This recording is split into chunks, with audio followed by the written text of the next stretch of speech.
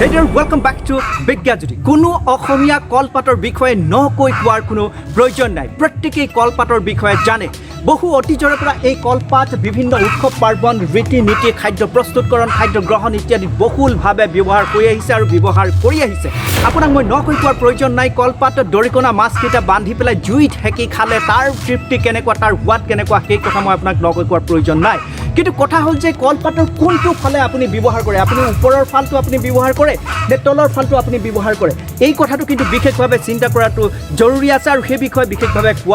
কোৱাৰো জৰুৰী আছে গতিকে আজি এই কথাখিনিকে সামৰি BigyaJyoti video' number 101 so my dear friends what's the video tell এই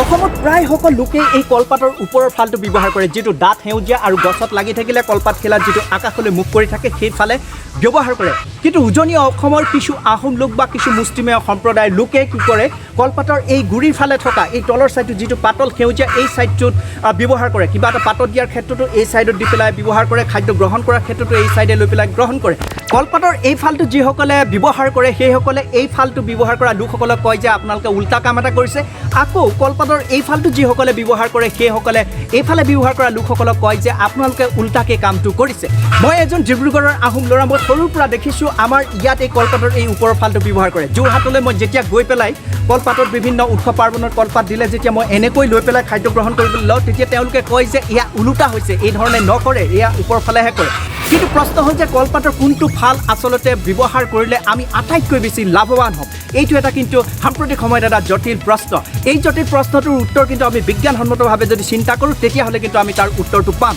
এই গোটেই কথাটো আপুনি বিজ্ঞানসন্মতভাৱে চিন্তা কৰিলে তেতিয়াহে আপুনি সিদ্ধান্ত ল'ব পাৰিব যে আসলতে কলপাতৰ কোনটো ফালে ব্যৱহাৰ কৰিলে আমাৰ আটাইতকৈ বেছি লাভ বহু অতীজৰে পৰা মানুহে কলপাত বিভিন্ন ক্ষেত্ৰত প্ৰয়োগ কৰি আহিছে তাৰ অন্যতম কাৰণটো হৈছে কলপাত খিলাত কিছুমান স্বাস্থ্যকৰ উপাদান আছে যিবিলাক খাদ্যৰ জৰিয়তে যদি আমাৰ দেহৰ ভিতৰলৈ যায় তেতিয়াহ'লে সেইখিনি আমাৰ দেহৰ যথেষ্ট উপকাৰ কৰে আৰু সাম্প্ৰতিক সময়ত বৈজ্ঞানিক গৱেষণা যথেষ্ট হৈছে আৰু সেই বৈজ্ঞানিক গৱেষণাবিলাকৰ পৰা গম পোৱা গৈছে যে কলপাতত আছে নিউট্ৰিয়েণ্টছ বিভিন্ন পৰিমাণৰ নিউট্ৰিয়েণ্টছ আছে বিভিন্ন ধৰণৰ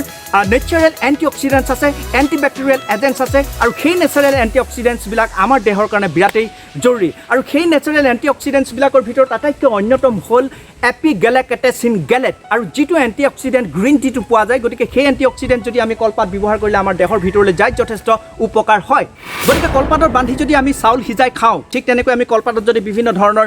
খাদ্য গ্ৰহণ কৰোঁ বা আমি যদি তাক বিভিন্ন খাদ্য দি পেলাই যদি তাক জুইত হেকি খাওঁ তেতিয়াহ'লে সেই কলপাতত থকা যিবিলাক উপাদান উপকাৰী উপাদান সেইবিলাক আমাৰ দেহৰ ভিতৰলৈ যায় আৰু আমাৰ স্বাস্থ্যৰ কাৰণে যথেষ্ট ভাল হয় এনেধৰণৰ গুৰুত্বপূৰ্ণ কথাবোৰৰ কাৰণে কলপাতক বহুলভাৱে পৃথিৱীৰ বিভিন্ন দেশত বিশেষভাৱে ব্যৱহাৰ কৰি আহিছে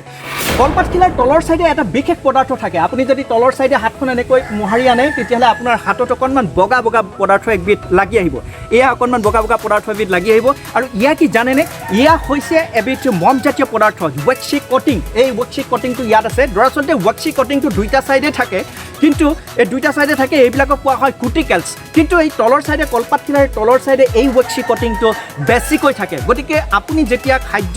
ইয়াত ৰাখি পেলাই আপুনি যেতিয়া ইয়াক হেকি দিব হেকি দিলে এই ৱেক্সি কটিংটো গলি যায় গলি পেলাই খাদ্যৰ লগত মিহলি হয় আৰু সেইটোৰ কাৰণে কলপাতত দিয়া বস্তুবিলাকৰ খাদ্যবিলাকৰ গোন্ধ আৰু সোৱাদ অনন্য হয় বিভিন্ন গৱেষণাই কয় যে এই কলপাতত থকা এই কুটিকেলছবিলাকো আমাৰ কাৰণে খুবেই জৰুৰী মানে এই ৱেক্সি কটিং যিটো মমজাতীয় পদাৰ্থ এইখিনি আমাৰ দেহৰ কাৰণে বৰ উপকাৰী হয় কিন্তু কথা হ'ল কলপাত খিলাৰ ওপৰ ফালে থকা সেই মমজাতীয় পদাৰ্থৰ পৰিমাণটো যথেষ্ট কম কিন্তু তলৰ ফালে সেই মমজাতীয় পদাৰ্থটো যথেষ্ট বেছি গতিকে খাদ্য পৰিৱেশন বা খাদ্য প্ৰস্তুতকৰণৰ ক্ষেত্ৰত যদি কলপাতৰ এই কুটিকেলছ থকা মানে মমজাতীয় ৱেক্সি কটিং থকা ফালটো যদি আমি প্ৰয়োগ কৰোঁ বা ব্যৱহাৰ কৰোঁ তেতিয়াহ'লে সেই ৱেক্সি কটিংখিনিয়ে আমাক দেহত যথেষ্ট উপকাৰ কৰাটো সম্ভাৱনাটো বেছি তাৰ উপৰিও কলপাতৰ ওপৰৰ ছাইডটো চৰাই বিষ্ঠা বা কিবা ধৰণৰ বেয়া অপদাৰ্থ পৰাটো যথেষ্ট সম্ভাৱনাটো বেছি আৰু এটা কথা ইয়াত যিখিনি মমজাতীয় পদাৰ্থ আছে এইখিনিৰ এক বিশেষ চমৎকাৰী গুণ আছে ইহঁতে কি কৰে ইয়াত বেলেগ ধৰণৰ যাতে অনুজীৱ বেলেগ ধৰণৰ কিবা মাইক্ৰ অৰ্গেনিজমছ যাতে বা বেক্টেৰিয়া কিবা এনেধৰণৰ যাতে হ'ব নোৱাৰে সেই কুটিকেলছখিনিয়ে এটা প্ৰটেকশ্যন দি থাকে এই পাতখিনি